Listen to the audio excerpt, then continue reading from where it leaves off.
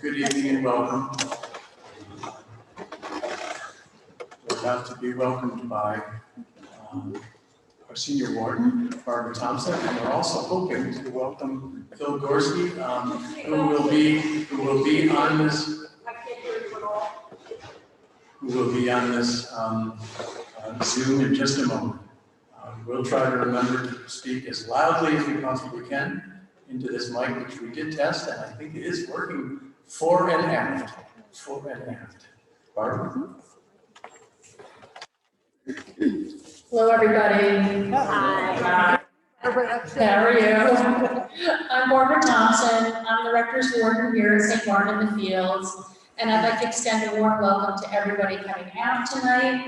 We are thrilled to be holding this conversation with Dr. Philip Gorski at Yale on understanding and contending with Christian nationalism.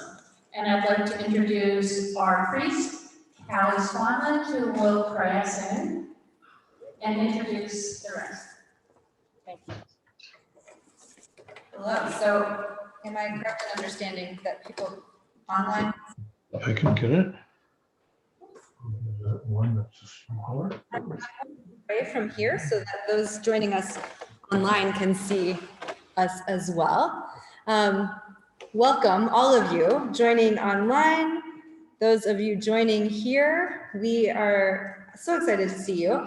I see that there are 40 people online and probably that many here as well. Welcome. Have that if you like. Welcome to this lecture. Let's mute people.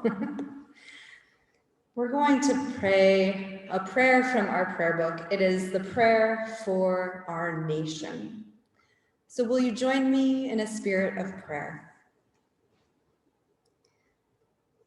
The Lord be with you. Let us pray. Lord God Almighty, you have made all the peoples of the earth for your glory, to serve you in freedom and in peace. Give to the people of our country a zeal for justice and the strength of forbearance, that we may use our liberty in accordance with your gracious will. Through Jesus Christ our Lord, who lives and reigns with you and the Holy Spirit, one God, forever and ever. Amen. Thank you again to all of you who are here. This is going to be a rich conversation this evening, and I'm going to hand this over to Karen. Hi, everybody. I'm Carrie Nicholas, and I wanted to tell you and give you a little context for how this talk came to be. After the Supreme Court overturned Roe versus Wade in June, a lot of parishioners were expressing a great deal of grief and distress over the impact on women's autonomy, bodily and moral, the especially devastating consequences to the most vulnerable women.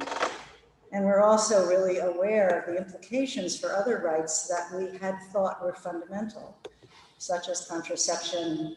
Sorry, is that better? Yes. Okay, such as contraception, same-sex relationships, interracial marriage, the list could go on.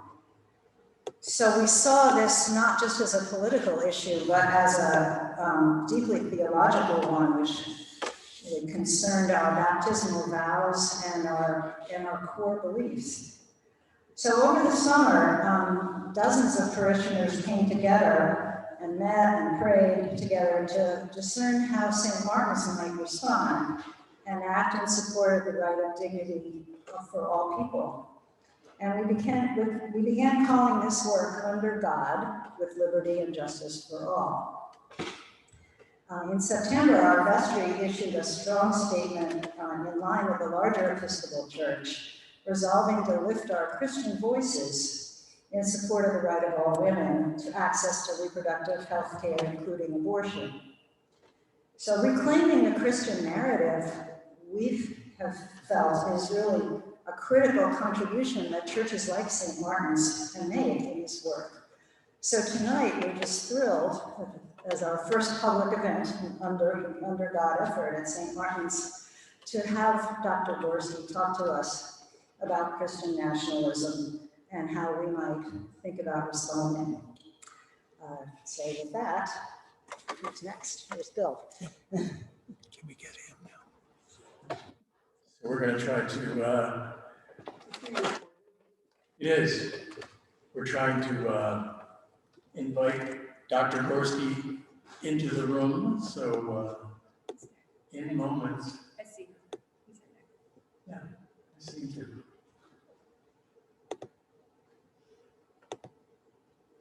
Good. Hello, Phil. Hello. Cheers. Welcome, welcome, welcome, welcome. Glad that this can be taking place.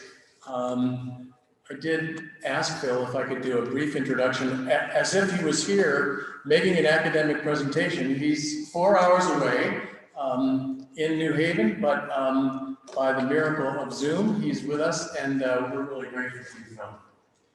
Dr. Philip Gorski is professor and chair in the sociology department of Yale University, New Haven, Connecticut. A scholar and teacher of historical sociology, including the forces at the nexus of religion and nationalism. With Dr. Samuel Perry of the University of Oklahoma, Dr. Gorski is co-author of this year an incisive book, The Book, The Flag and the Cross, White Christian Nationalism and the Threat to American Democracy.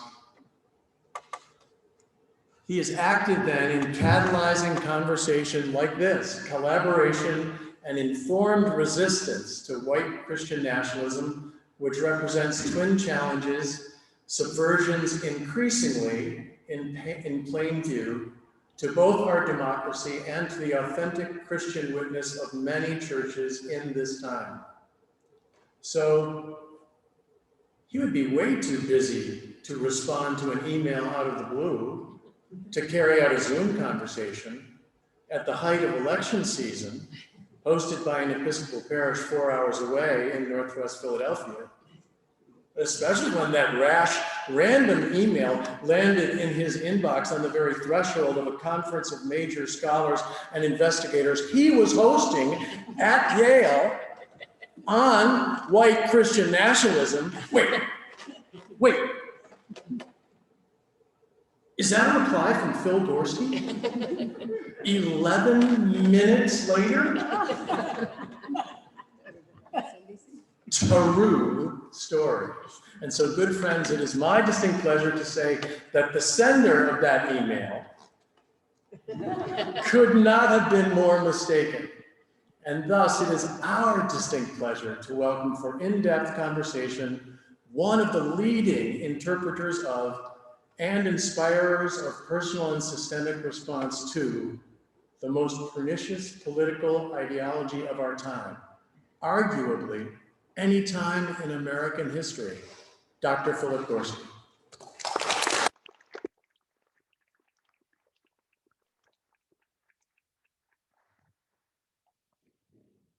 Thank you so much for that warm welcome, Bill. I assume you all can hear me?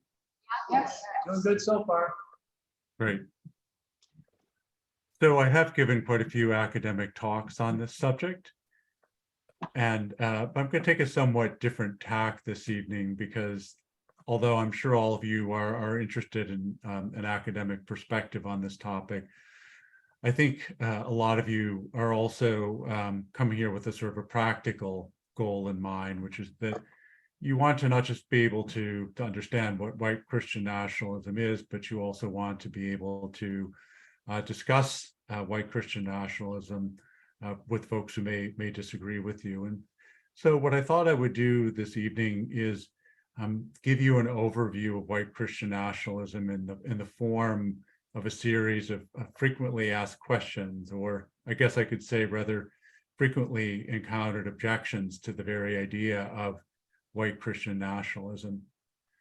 The first objection is, well, that's just a term you're throwing around. You've never really defined it. In fact, nobody's actually ever defined it. It's just a smear. This is certainly not true in the academic literature. There are a number of different definitions. I'll just begin by giving you two that my friend and colleague Sam Perry and I use in The Flag and the Cross.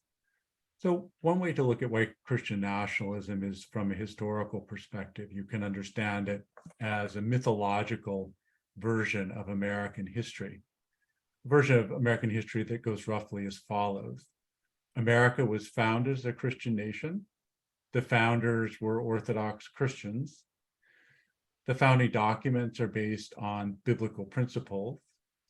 America is entrusted with a providential role in history and has been blessed with particular power and prosperity in order to carry out this mission, which is to spread freedom or civilization or Christianity or something around the world. But that mission and those blessings are now endangered. They're endangered by the increasing presence of non-whites, non-Christians, non-native born people on American soil. And so it's imperative that we take America back again and make America Christian again. We refer to this mythological version of American history as the deep story. It's deep in a number of different ways. It's historically deep, as I'll explain in a moment. It's over 3 centuries old. It's also psychologically deep. For many people, it's almost a set of glasses through which they see the world, something that works almost at the level of the unconscious. It's also culturally very deep. There are ways in which it has seeped very deeply into American secular pop culture as well. The second way that we define it is more sociological. It's just a set of attitudes or preferences, or in broader terms, a political vision, not of Americans past, but of what America should be. And that is an America that is dominated by a certain kind of conservative white Christian man. So it's certainly not the case that there are no good definitions out there. I could add a couple more, and I will towards the end of my talk today. Another objection that you hear a lot is, well, okay, but in what sense is that Christian? Well, I'll leave it to the pastors and the theologians to sort out whether or not it's really and truly Christian. But this much I can say for certain. The people who embrace it certainly identify themselves as and understand themselves as Christians in some sense or another. What's more, and perhaps more importantly, this deep story that I've just outlined to you really crystallizes out of 3 different stories that are, or interpretations of Christian scripture. And we refer to these different 3 narrative threads that get woven together. We refer to these 3 narrative threads as the Promised Land story, the End Time story, and the racial curse story. The Promised Land story is the idea that North America is to the English colonists, the early Puritan settlers, what the Promised Land of Israel was to the ancient Israelites, namely their Promised Land. But a land which is occupied by religious and ethnic others who must be cleared from the land and, if necessary, exterminated altogether. The second strand is what we call the end time story, and this will probably be familiar to you. This is the idea that human history will culminate with a cosmic battle between the forces of good and evil, natural and supernatural, that will coincide with or precede the second coming of Christ. So this is a very literalist understanding of prophecies found in the book of Daniel, but above all in the book of Revelation. The third narrative strand that we focus on is what we call the racial curse story. And this, of course, is the curse that is pronounced by Noah on Cain and and his descendants, known as the Curse of Ham, and which is interpreted by some pro-slavery theologians as a curse that falls on all those with black skin, who are therefore condemned to perpetual bondage, which is their defined fate as a result of this curse. And what's remarkable is that all three of these strands are woven together very, very early on in American history. In fact, well over almost a century before the actual founding of the United States. We trace them back to the late 17th century, and in particular to Cotton Mather, the Puritan theologian Cotton Mather's famous history of the peoples of New England. So whether or not you think this is Christian or not, it certainly is a story that is woven together out of strands that are taken out of Christian scripture. The next objection that you often hear is, well, all right, but in what sense is this white? After all, aren't there lots of, say, Black civil rights leaders who also draw on Christian scripture? Well, yes, of course, that's true. And there certainly are many African-American Christians who have a certain vision of America as a Christian nation, but they mean by this something really quite different from what white Christian nationalists mean by it. They mean something more akin to Martin Luther King's vision of the beloved community. And indeed, when we begin to look at public opinion data, we find that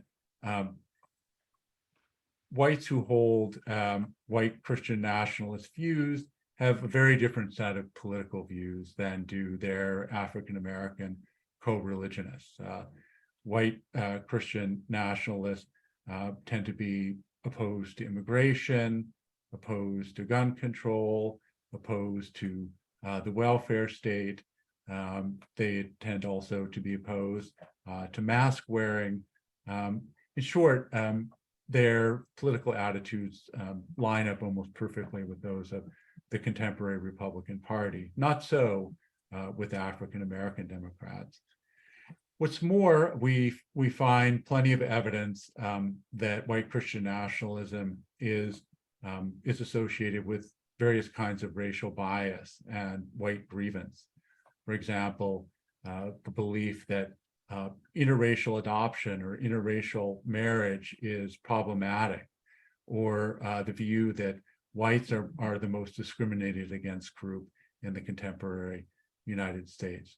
So when we call it white Christian nationalism, this is why, because whiteness, Christianity, and nationalism are all tangled up together.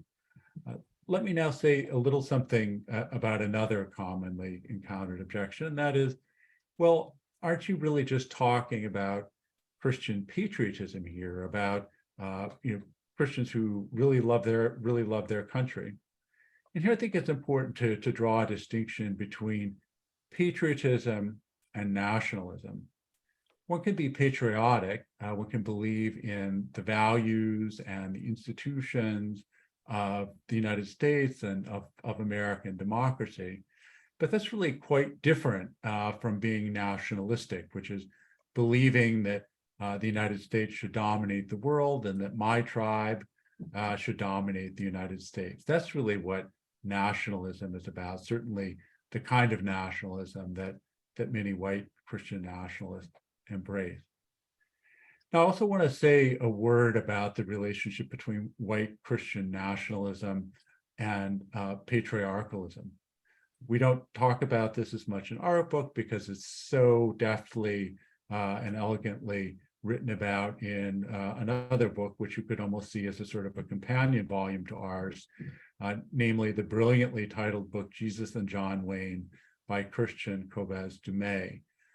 And she is a historian by trade, but the story that she traces there in contemporary white evangelicalism is really quite simple, which is that unable to make John Wayne look like Jesus, white evangelicals slowly turned Jesus into John Wayne. That is, into a kind of a militant, freedom-loving, gun-toting white man, always ready to take out the bad guy and to stand up for the American way.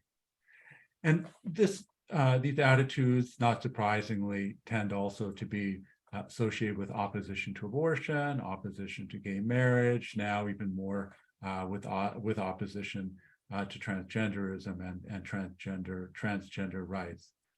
So white Christian nationalism is also about upholding the dominance of white Christian men and ultimately the superiority of American white. So yet another objection that I often hear is, okay, sure, I suppose there must be some people out there like that, but isn't this really a fringe phenomenon? Aren't you really blowing this out of proportion? Well, in the Flag and the Cross, we developed some very careful measures that allow us to identify different degrees of Christian nationalism and the percentage of people who hold them. And the folks who hold the most extreme views of Christian nationalism we call ambassadors. So these are people who tend to reject the separation of church and state, to think that America should be officially declared a Christian nation, that the founding documents are based on biblical principles, that Christians should play the leading role in American society, and so on and so forth. This is not a fringe phenomenon. This is roughly 25%, 20 to 25% of the American population, depending on how you construct the measures. And this is not simply an artifact of our data or our data collection. You know, we've had some conservative Christian intellectuals accuse us of sort of fudging the data or, you know, making up misleading questions. Just in the last week, there have been 2 other surveys that have focused very specifically on Christian nationalism. One by Pew Research Institute and the other by 538, the New York Times affiliated opinion pollster. And they find exactly the same result with exactly the same sorts of measures. So this is certainly not something that's made up or it's not based on sort of massage data by any means. This is a very large and very well organized force in the United States today.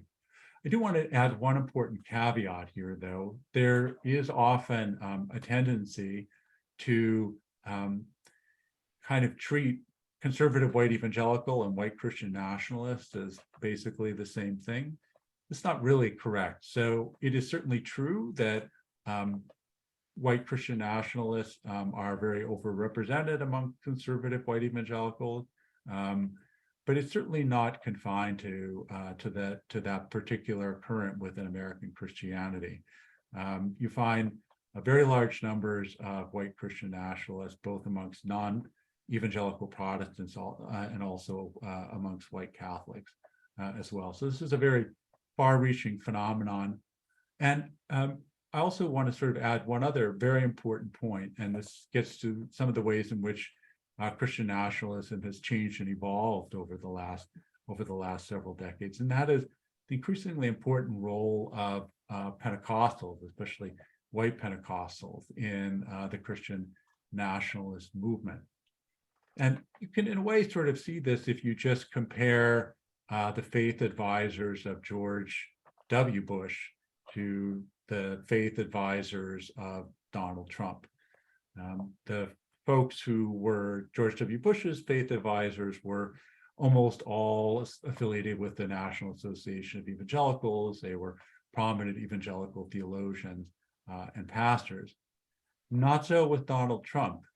If you look at some of these famous photos of Christian clergy huddled around him, often laying hands on him, folks who know the Pentecostal movement well can tell you name for name, person for person, almost all of these folks are Pentecostal preachers. Why do I make such a big deal out of this?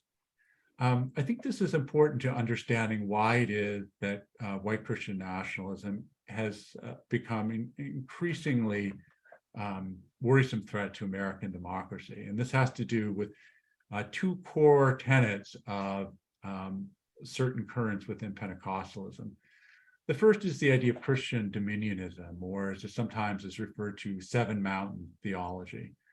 And this is the idea that it is the duty of Christians, a certain kind of Christian, of course, to, by whatever means necessary, establish control over the various spheres of social influence within American society, the so-called seven mountains of education, government, business, media, family, and so on. So this is no longer a movement that's just aimed at electing faithful Christians to elected office.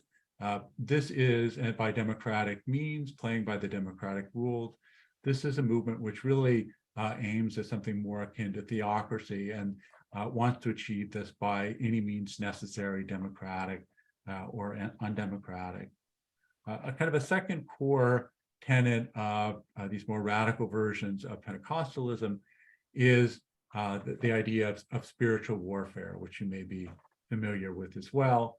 And this is really interpreted as the notion that this battle between good and evil and supernatural and natural forces, which used to be thought of as something that would only happen at the very end of time, is something which is going on all around us now, and in which faithful Christians are obliged to engage.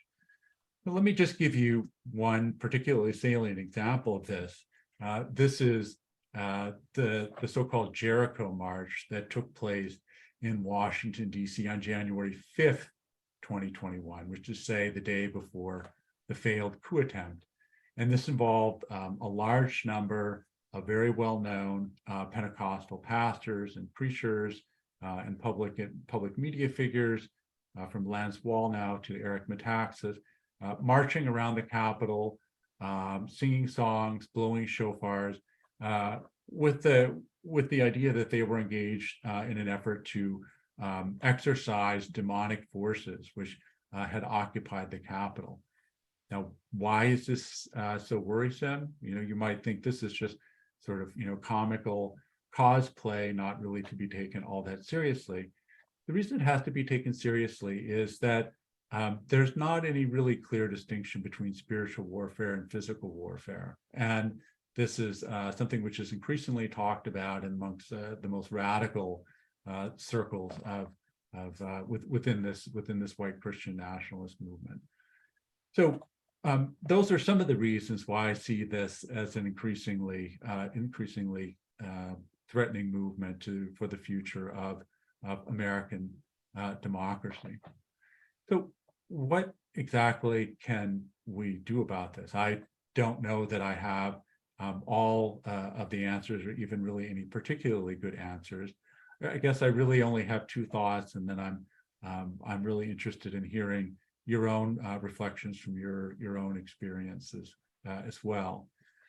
The first thing is, I think it's very important for Americans who really believe in liberal democracy to set aside many of the sort of ideological, cultural, religious disagreements that they may have in order to form a broad coalition in defense of liberal democracy. And I've sometimes described this as a coalition that reaches all the way from AOC to Liz Cheney. I mean, two very powerful, very charismatic, influential women who probably don't agree about very much in terms of policy, possibly not anything in terms of policy, but who do both at least agree about the importance of majority rule, the rule of law, individual rights, democratic procedures, and so on and so forth.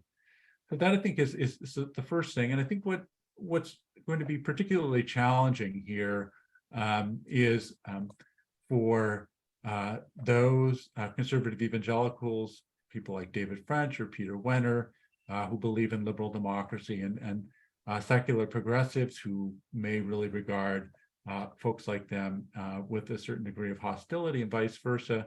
I think that's a difficult bridge to build, but I think that communities like St. Martin's actually have a particularly important bridging role to play in efforts to build that coalition as people who can speak at once to secular progressives, but also to conservative Christians sharing many of their values, if not all of their values. The second thing I think that's really important to say is it's not going to be enough just to challenge and debunk white Christian nationalism. I mean, I could talk for another hour about what's wrong with the white Christian nationalist version of American history, all the ways in which it's one-sided and distorted and mistaken and biased. But that's not really, I don't think, going to do the trick. And what we really need is another deep story, an alternative deep story that is a more inclusive one, that is a story that makes all Americans feel like they're part of a common project, that it can be a source of democratic solidarity that can help hold our republic together in the years to come. And I don't think that it's possible to tell that story without acknowledging the role that Christian ideas, Christian theologian, Christian stories have played in the sort of shaping of American democracy and American culture.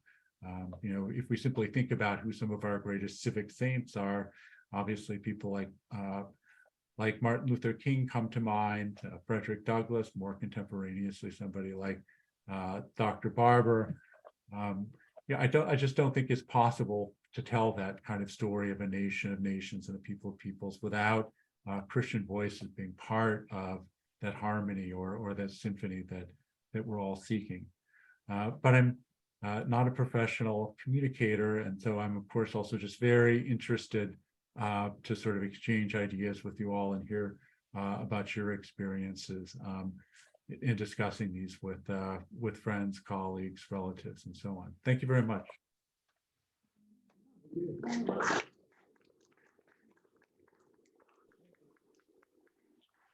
Thank you, Bill. Dr. Gorski and I spoke the other day about how the rest of the time would be shaped, and it's really for you to be in dialogue with them in a way that's generative and upbuilding for all. That's what we need to have happen. We hope that that folks in here, and also I think Carrie will try to see if anyone is listening and watching online and would like to enter a fairly compact question in the chat.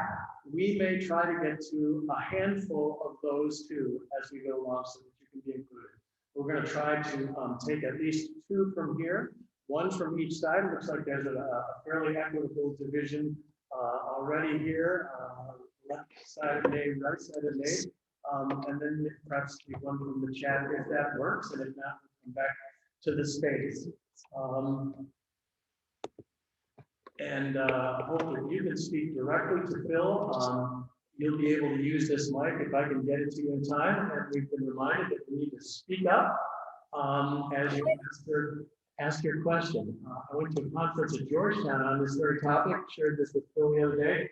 Jim Wallace was the host at the Center on Faith and Justice at Georgetown University. He said before opening a time of question and answer with students and adults, he said, let's think a little bit about what a question is. What is a question? A question is, as your mentor English teacher would say, a single sentence with a question mark.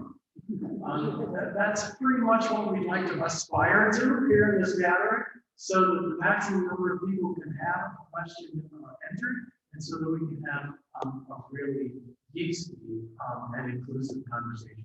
So let's try hands on this side and this side. Is there anyone who would like to try to venture a question? Yes, I'm going to give it to you and speak up as the best you can. We have seen, starting with January 6th, a bit earlier, and going right up to the events of this past weekend, an interest in the church of violence. Can you say something about the connection, if there is one, between white Christian nationalism and toleration for violence?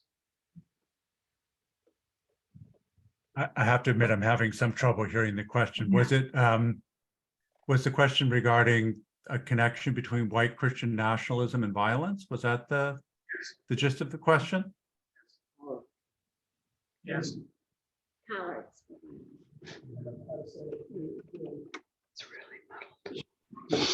So you heard it basically right. It was a question about the prevalence of violence, seeming intensification in these later days, and what we can do about it.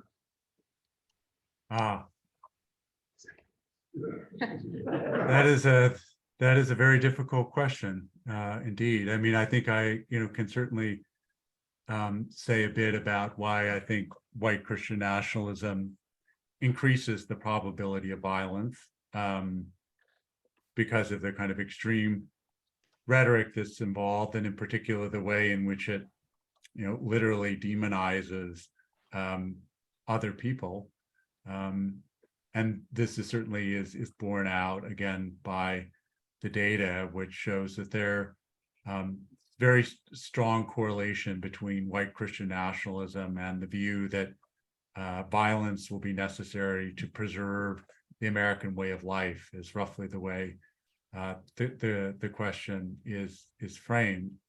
But I think in terms of speaking in the language of Christianity, I think it's one simply has to insist again on the ethic of nonviolence, which is absolutely at the core of the gospel message, insofar as one is speaking to fellow Christians, and just insist on that again and again. I mean, it's one of the things that's really striking about more militant kinds of Christian nationalism is that they consistently go to certain parts of the Old Testament, or they go to the book of Revelation to find justifications for violence. And they often turn Jesus into a kind of a warrior figure. If you literally do a Google search, warrior Jesus, and look at the images that come up, you'll be astonished. I mean, it's sort of a pro wrestler, mixed martial arts, bodybuilder version of Jesus, or sometimes even Jesus dressed up as a kind of character, superhero character from a Marvel movie. So it's really quite remarkable. But I mean, how you actually practically deal with this, I mean, that's something I'm honestly, which is a little bit beyond my pay grade, I'm afraid. We're going to change the method here quickly, but we'll take a question from this side, and I think I just saw a hand. But I think we're going to propose so that Phil can both see and hear the person who's speaking, that if you're mobile and if you're willing, you would come and sit as you ask the question in this chair. And do our best to see if that's somewhat better. So please come. Is it Bill? Yeah. Yes, please come. You can use the mic while you sit in the chair. And say your name.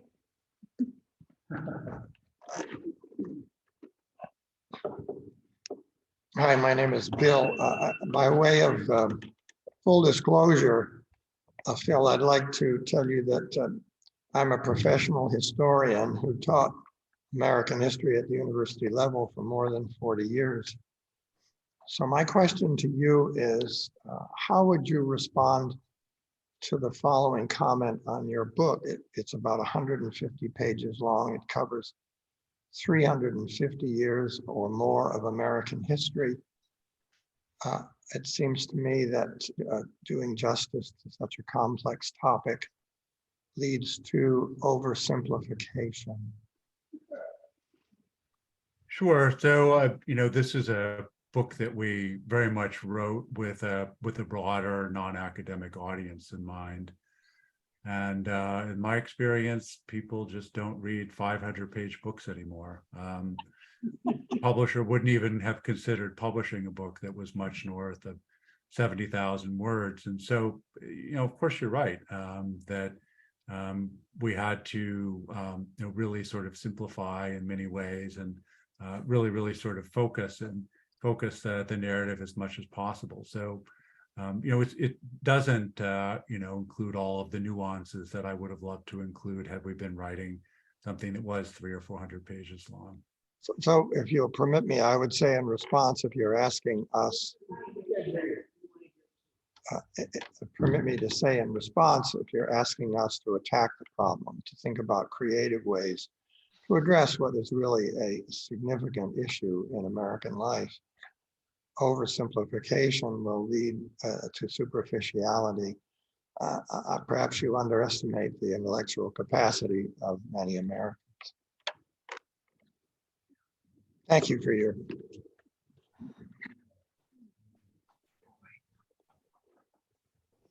That was not helpful.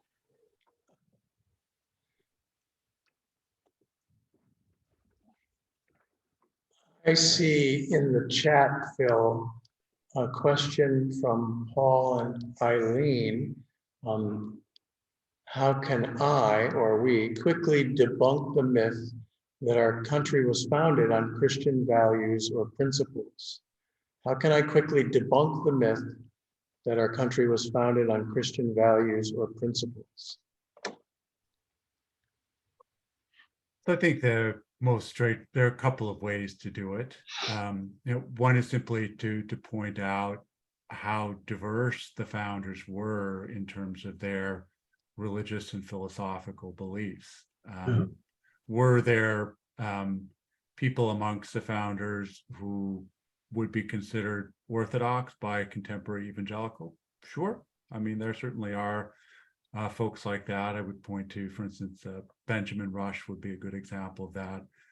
But I think we also know quite well that there were people like Benjamin Franklin and Thomas Jefferson who were deists at best, and there were probably even a few people like Ethan Allen who were, possibly agnostic or even closet atheists. And so, one way to respond is simply to say that it's just a wide range of religious views. Another way to respond is to say that one of the most important sources for American thinking, of the founders thinking about the Constitution and about the shape of the Republic, was ancient Greek and Roman thought, which antedated Christianity altogether. And that, I think, is I think it's important at the same time to acknowledge that certain biblical narratives and certain principles of Christian ethics did play a very important role as well. But the truth is that America's founding tradition was really more of a hybrid tradition that combined different political philosophies with different strands of Christianity. Some of the threads were secular, some of the threads were religious, and that it was something that was the result of a compromise, and a vigorous debate and discussion. Not the case that the words of the Constitution were somehow whispered into the founders' ears from on high, or that the Constitution was literally delivered on angels' wings into Independence Hall. That's simply not how it happened. I'm going to go look for another question on this side of the worship space, but while I'm doing that, would another example of that be the controversy, if you want to call it that, between David Barton and his writing on Jefferson's bona fide writings regarding the separation of church and state? Can you say a little bit about that? That seems to be central to that section of this matter. Sure. Yeah, so David Barton, for those of you who aren't familiar with him, is somebody who's really made a career and, dare I add, also a bit of a fortune promoting this Christian nationalist version of American history.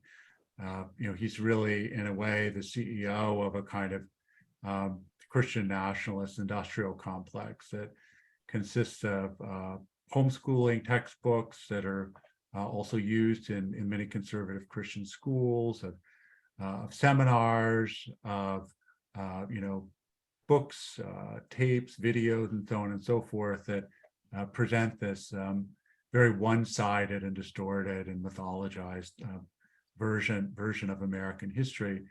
And one thing which he has often insisted on is that there's really no such thing as the separation of church and state. This is, of course, true that particular phrase does not appear in the Constitution. Some Americans think that it does. It doesn't. However, it does appear in this famous letter which Jefferson wrote to the Danbury Baptist Association here, not too far from where I'm sitting in Danbury, Connecticut. And similar metaphors were used by James Madison, earlier even by Roger Williams. And Madison and Jefferson are the ones who were most influential in drafting the Constitution of Virginia, which was quite important as a model for the disestablishment clauses in the American Constitution. We're simply explaining their intentions, what they meant by the language that they use. So to claim that separation of church and state is just a legal doctrine that was invented by a bunch of secular humanists in the 1960s, which is what they do claim, is really quite misleading and dishonest. Hi. My question has to do with the relationship between masculinity and violence, and I often hear it's sort of a claim that the left is demasculating men, and that men are losing their vitality or something as part of the complaint and as part of the nationalist movement. I want to comment on that, please. That's absolutely right. Another phrase that I hear often is the idea that there's a war on men, that somehow men are being attacked and demasculinized. I mean, it is of course true that there's a greater degree of gender and sexual equality in the United States than there was 50 years ago, but I wouldn't personally call that a war on men. But I think you're asking a sort of a deeper question about the connection between masculinity and violence. And here's one way that we talk about it in the Flag and the Cross. So the deep story of Christian nationalism, like any story, it has a hero or a protagonist. And that hero is typically a certain kind of conservative white Christian man. Though who is the sort of paradigmatic embodiment of that changes through the course of American history. It's the scout, sort of a la Natty Bumppo and the long stocking tails. Later, it becomes the cowboy. Today is something more perhaps like the special ops soldier.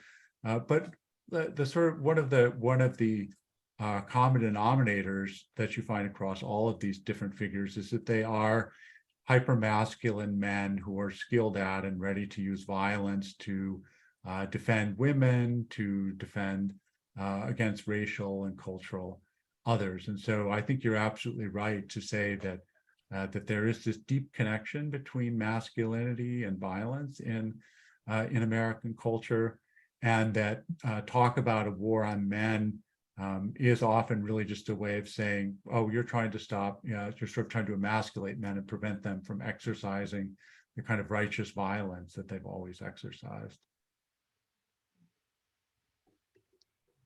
So I'll ask this question without sounding too nervous and emasculated in front of all these people. And I've already disobeyed the instruction of ask one sentence with a question mark at the end. Sorry. So on one hand, 20 to 25% of the population sounds like a lot. On the other hand, it's a distinct minority. can you somehow explain how that minority has found a voice in the nearly half of the population, nearly half of the population that voted for our last president before this one? Didn't want to say any bad names in church. And how that has been enabled a large, the Republican Party, I'll say that word in church, to be as powerful as it is, Did you understand what he said? are held by still a minority. Mhm. Excellent question. Part of the answer is that they're very, very well organized. They're much better organized than we are.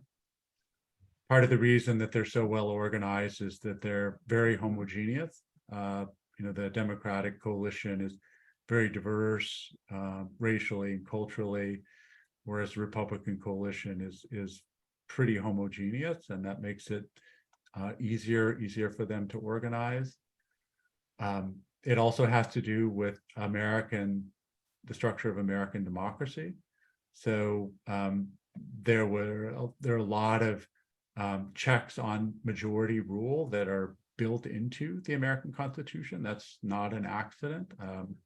We shouldn't forget that the founders were, a lot of them, very wealthy slaveholders who feared having their property taken away by a democratically elected majority, and they designed American institutions to counterbalance the weight of the majority. And one of the things, paradoxically, ironically, that's happened is that those institutions have increasingly become ways in which a well-organized minority can actually not only block the majority will, but increasingly take over democratic institutions. I mean, I think we are already effectively in a period of minority rule, and that minority rule is likely to deepen over the next two election cycles.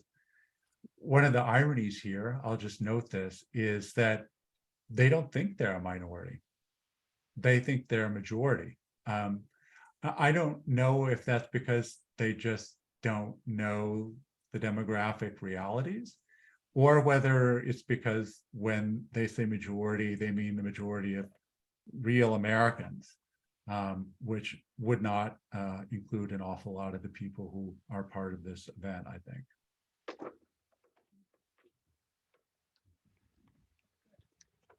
Sorry.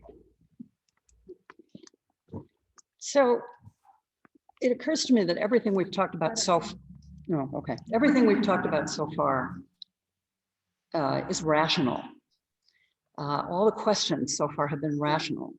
It seems to me that what's going on right now is deeply irrational and fear-based, and I don't think you combat that by reteaching American history.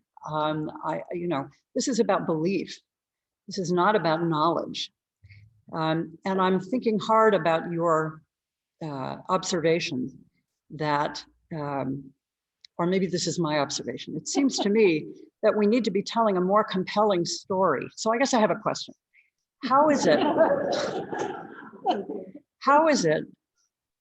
that the story that we've been learning and telling and singing about, and that has been so much a part of our lives, wasn't compelling enough to stop other people, this group of people, from having to come up with a counter narrative? And how, I guess, so the question is, how do we retake the narrative? I want my country back. I want my church back. I don't want to be embarrassed when I tell people that I'm Christian. I don't want to be embarrassed.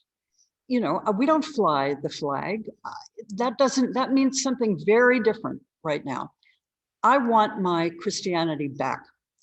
And so without, so particularly because we're Episcopalians, I guess, you wouldn't want to be accused of evangelizing. I mean, that's what those people do. So how do we construct a compelling narrative, a better story? We need a better story.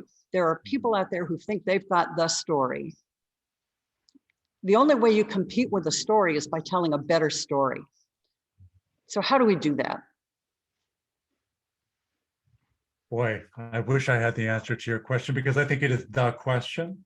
I really do think it is the question. I think that there are resources that we can draw on to tell a better story. And this is really the focus of an earlier book that I published called American Covenant, which is trying to talk about a sort of a middle path that's also been quite important in American political culture, which combines sort of Christian and liberal and Republican elements into kind of a coherent synthesis. And I think that story is still there. The inspiration actually for that book, what got me writing it, was Barack Obama's presidential campaign, where he really was able to very effectively tap into that, in an extremely moving way. And I think you saw it again, different versions of it, with Joe Biden's inaugural. I mean,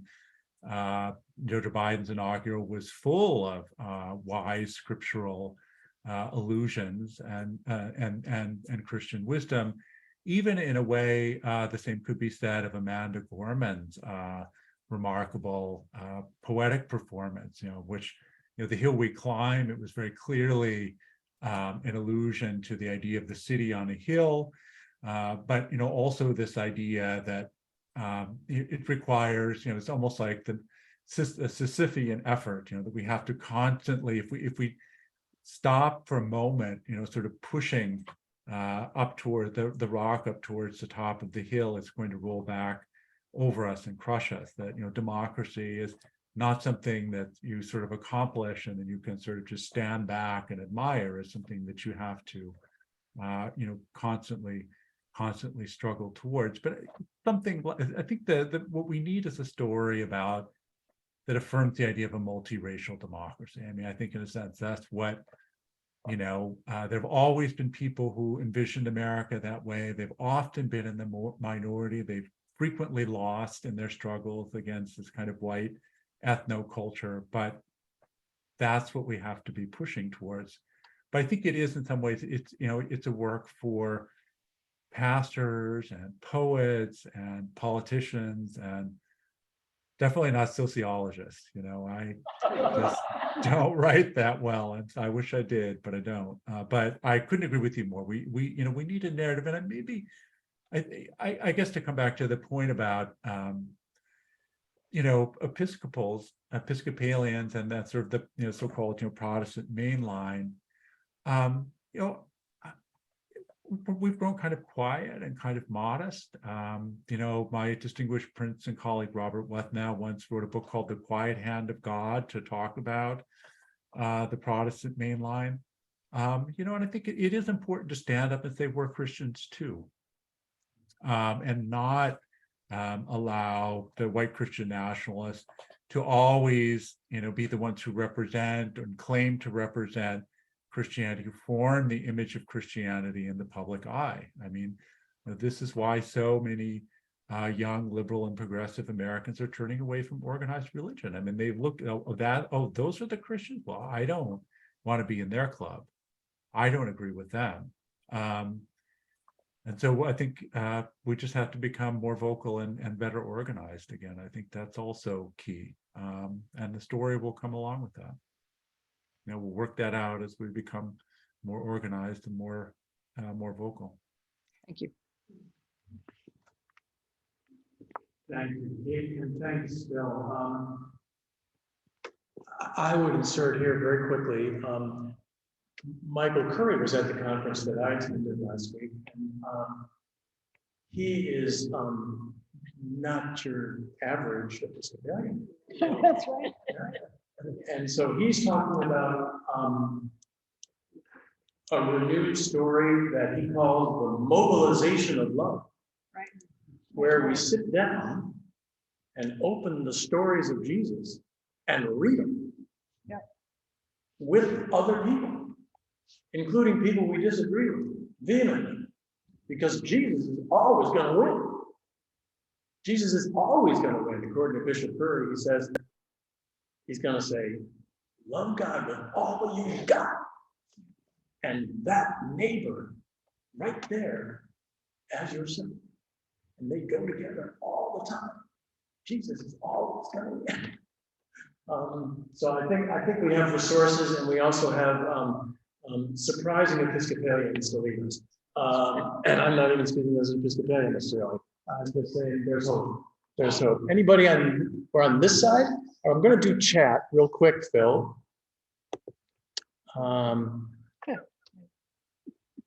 Are there people who are from other faiths than Christianity who line up with right Christian nationalists? And is it likely that the Christians who uphold liberal democracy will develop alliances with people of other faiths and with those of no religious affiliation? So it's a dual question. Did you hear it, Phil? I did. I am actually reading it right now as well. Okay. Good. I mean, the short answer to both questions is yes, but let me just say a little bit more about that. One very peculiar phenomenon that we've come across is increasing numbers of people who are not evangelical, identifying as evangelical, and even not Christian and identifying as evangelical, or not religious at all and identifying as evangelical. And one of the things that you see here is that, for many people, evangelical has just become a political identity or a partisan identity. And so, if you are a MAGA supporter, for example, you're very likely to identify as evangelical regardless of what religious beliefs you might or might not have. And so, believe it or not, there are Hindus who claim to be evangelical, and even Muslims who claim to be evangelicals. But most of all, there are a lot of people who don't really go to church and don't really consider themselves Christian, who will nonetheless call themselves evangelical. This was even the case in a couple of these manifestos that were left by some of these right-wing terrorists, where they claim to be, in some sense, upholding Christianity, even though they didn't believe X, Y, and Z, and never went to church. But the answer to the next question is even more emphatic. Yes. Again, the strength of the Democratic coalition, the coalition for, and the coalition in favor of liberal democracy, is its diversity. But of course, that's also its weakness, and it does mean that we have to sort of enact and live out what it is that we're aiming for, which is really being able to build solidarity across a lot of different boundaries. That's the task that's before us. Hi, my question is about it's the usual elephant in the room, and that's race. I think that when you talk about having a story that, settlers came here and built a new world, it's leaving out, even at that point, leaving out quite a bit. And my question is, how do we move ahead with any of this reconciliation and saving the America we love, as long as race is so deeply embedded as a driving force in certainly what divides us now in terms of immigration and crime and this and that and the other. How do we move forward without addressing that, at the same time trying to address these issues around how we're defining Christianity? Mm-hmm. Well, the answer is we can't, right? I mean, you can't build a multiracial democracy without reckoning with race. That's absolutely essential. And I think it's one of the reasons why folks in the white Christian nationalist movement are so resolutely opposed to any kind of serious reckoning with race, this kind of fake anti-critical race theory campaign that they've been engaging in recent years. So I think that's integral to achieving multiracial democracy, is reckoning with the with the racial past. I think that I think also one of the reasons why the 1619 project got many folks so riled up is because said, look, you know, you said you built that. No, I mean, we also built that. And by the way, you know, we didn't, you know, get any credit for building that, and we didn't do it voluntarily. I mean, we were brought here. You know, it's important to see just, I think that was the fundamental point, is just to see the degree to which, you know, American history really is shot through with white supremacy. So no disagreement with you whatsoever. Those two things go hand in hand. I keep wanting to say, but thank you. That's a good instinct, though. I think. Carol? Yeah. Please come.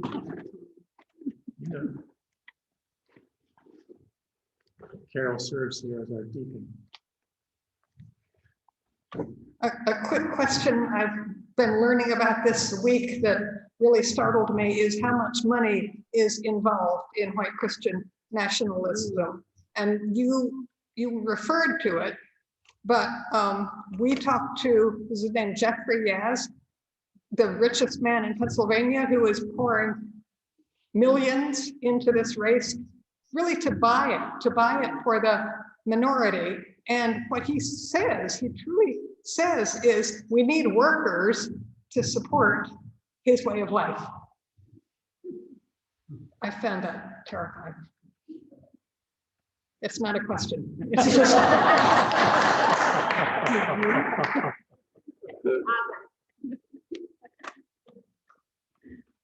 Can you help people with their terror?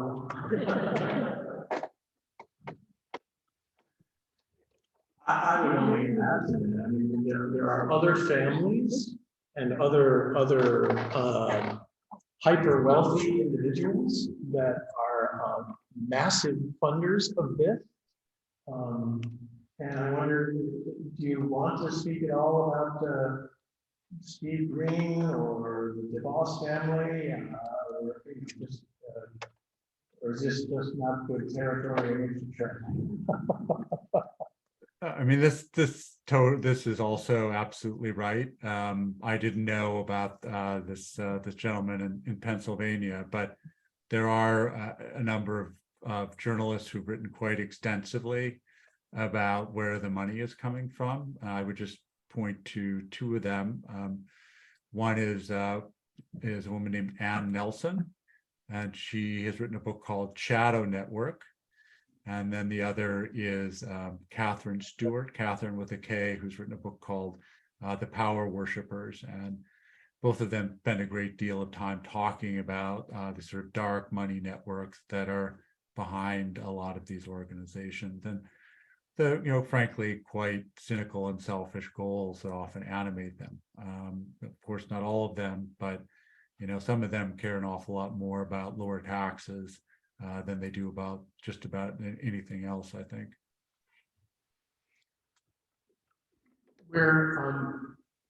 We can do one more, maybe.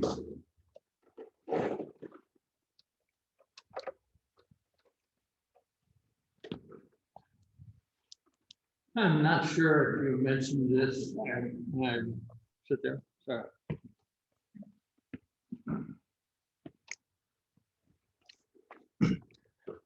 I'm not sure if you mentioned this and I missed it, but you know, there has been certainly considerable discussion about the shifting in balance between white and non-white population in this country, and the prospect that perhaps already whites are in the minority, but soon will be, and they will be increasingly so. And my question is, to what extent or how does this drive the politics of the right? And is this a perhaps desperate attempt to hold on to power? And is that, in your view, possibly going to be limited as the non-white population grows into a larger and larger majority? Another excellent question. So I think demography, the changing composition of the population plays a very big role here. This is why you hear the mainstreaming of great replacement theory, which some of you may be familiar with. This is a kind of conspiracy theory that says that liberal elites are somehow trying to replace white Americans through immigration, and in some versions also through the legalization of abortion. This is, for example, a recurring theme on Tucker Carlson's evening show on Fox News, you know, the most influential political commentator in the United States by most any measure right now. It's also behind some of the kind of pronatal policies that some white nationalists have been pushing. So no question about it. I think, and this is also one of the reasons why I think white Christian nationalists have moved in an increasingly anti-democratic direction, why they support gerrymandering, various kinds of voter suppression, and now even more radical theories that are being pressed about, you know, state legislatures being in control of recognizing whether, you know, votes should be counted or not. As a reaction to these demographic fears. I mean, one of the sort of problems with this is that the whole idea of a majority minority country, interestingly, doesn't count mixed race people who are increasingly important segment of the American population. It just, you know, only codes white people as, you know, pure white people. We could, my demographer colleagues could do an entire presentation for you on that. But, you know, the point is that, you know, there have been fear, you know, waves of kind of nativist fear like this in the past. You know, you go back 100 years and you would hear similar things about the Irish and the Jews and, you know, the Polish, and you go back another 100 years before that, and it was, you know, the Germans, and it's a, you know, diversity is difficult, but I think, you know, for the most part, the United States is in the end on the right thing, but we are at an important turning point here again, no question. Thanks. Can you join me in thanking Phil Gorski?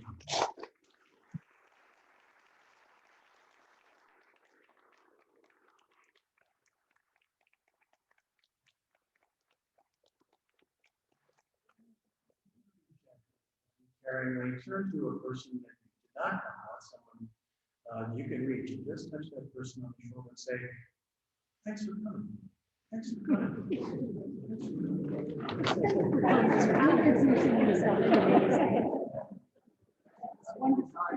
Now on the count of three in unison, so that he can hear. Thanks for coming, Bill. 1, 2, 3. Thanks for coming, Bill. Thank you very much. Great to be with you all. If you can, hang on for just a second. There's going to be praying out too. Please stay at the end for a little bit of cookie and a little bit of cider for the Phillies. I think that's happening in our parish hall.